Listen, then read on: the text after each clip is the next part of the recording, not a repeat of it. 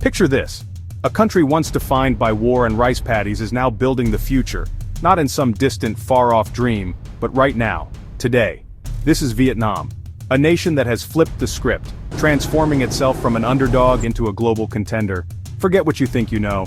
The story of Vietnam in the 21st century isn't just about recovery, it's about a stunning, relentless climb.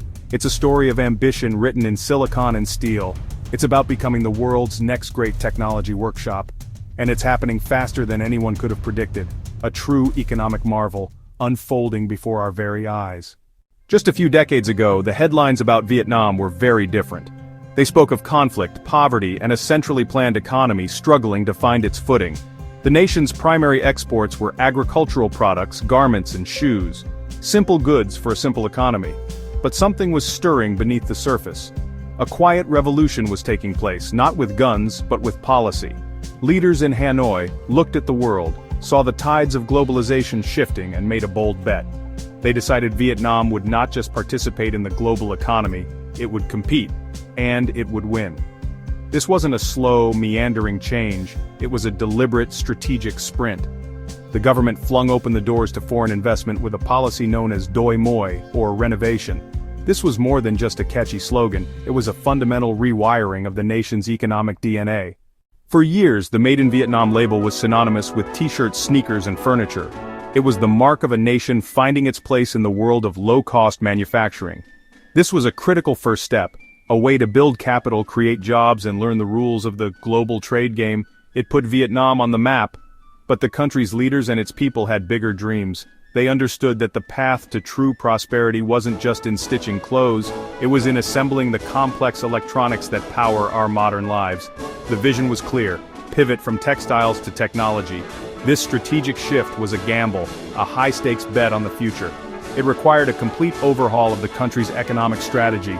The government started aggressively courting high-tech industries, offering incentives, tax breaks, and the promise of a stable, welcoming environment.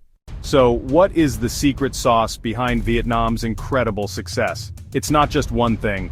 It's a potent cocktail of strategic vision, demographic destiny, pure grit. First and foremost is the country's political stability. In a region often marked by uncertainty, Vietnam offers a predictable and reliable environment for long-term investment. The government has maintained a single-minded focus on economic growth, creating policies that are consistent and pro-business. For multinational corporations planning billion-dollar investments over decades, that kind of stability is priceless. Then there's the demographic dividend. Vietnam is a young country. The median age is just over 32. This translates into a massive, energetic, tech-savvy workforce that is eager to learn and ready to work.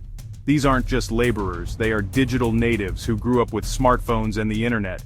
They are adaptable, ambitious, and see the tech industry as a pathway to a better future. The government has backed this up by pouring resources into education, particularly in science. You can measure a country's tech ambition by the company it keeps. And in Vietnam, the guest list is, well, a who's who of Silicon Valley and global technology. The biggest name is undoubtedly Samsung. The South Korean giant has poured tens of billions of dollars into the country, building a sprawling network of factories. Those factories now produce roughly half of Samsung's world-leading smartphones. Think about that for a second. 1 out of every 2 new Samsung phones you see on the street likely came from Vietnam. Samsung is the country's single largest foreign employer and exporter, a testament to its commitment. But Samsung is far from alone. Look at Apple, the world's most valuable company. For years, Apple has been diversifying its supply chain, and Vietnam is at the top of that list. The country is already a key production hub for AirPods, Apple Watches, iPads.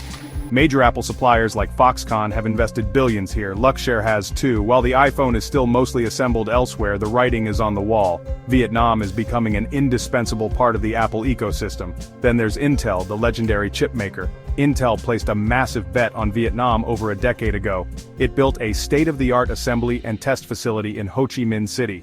At over $1 billion, it was one of the largest single high-tech investments in the country's history.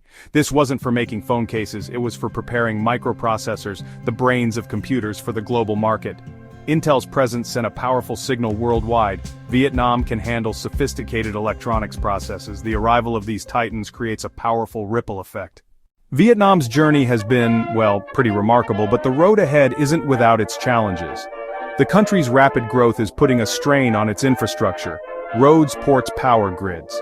The government knows this and is investing heavily, but it's a race against time. To maintain its competitive edge, Vietnam must continue to build faster, smarter, greener, ensuring the physical foundations of its economy are as advanced as the products it creates. Education is another crucial frontier. While the workforce is young and eager, the country needs to deepen its pool of highly skilled engineers, technicians. The goal is to move beyond just assembly research and development product design. This requires a continued push to reform universities, strengthen vocational training programs, foster a culture of innovation. The future isn't just about making things, it's about inventing them. Vietnam is determined to climb that ladder, transforming from the world's workshop into the world's laboratory. Navigating the choppy waters of global politics is perhaps the most complex challenge of all. Vietnam has masterfully balanced its relationships with global superpowers, maintaining its strategic autonomy. As a key beneficiary of supply chain diversification away from China, it must tread carefully, managing its relationship with its northern neighbor, while strengthening ties with the West. This delicate diplomatic dance, what some call bamboo diplomacy, strong and rooted yet flexible enough to bend in the wind, will be essential to its continued success. It's a high-wire act that Vietnam has so far performed with impressive skill, yet despite these hurdles, the overwhelming feeling is one of unstoppable optimism. Vietnam's story is a powerful testament to resilient strategic reinvention, the unyielding power of human ambition. This is a nation that has decided to write its own future, refusing to be defined by its past. It has seized the opportunities of a changing world with both hands. The lesson from Vietnam is clear. With vision, determination, a willingness to embrace change, it is possible to redefine a nation's destiny. The bamboo tiger is not just rising, it is soaring, and the world is watching.